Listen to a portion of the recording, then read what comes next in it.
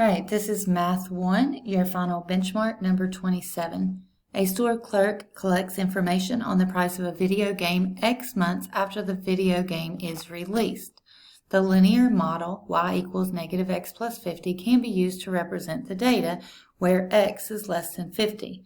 All right, so x is the number of months, so we're looking for less than 50 months.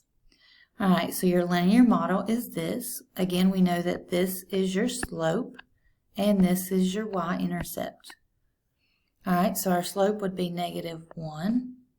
Since there's not a number there, we assume it to be a 1, so negative 1x plus 50. All right, which statement is true?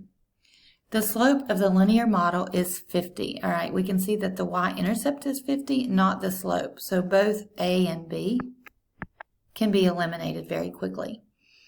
The next two say the y-intercept of the linear model is 50, so that works for both of these, and it represents the average decrease in cost per month after the video game is released. All right, so it's talking about the y-intercept. And this one says the y-intercept of the linear model is 50, and it represents the initial cost of the video game for 0 months. All right, so the y-intercept, it does not represent an average decrease.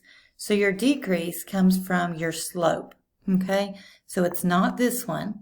So the y-intercept is 50, and 50 represents the initial cost of the video game if you substitute a 0 in for x. So it'd be 0 plus 50 is 50. Y would equal 50. All right, so your answer for number 27 is D.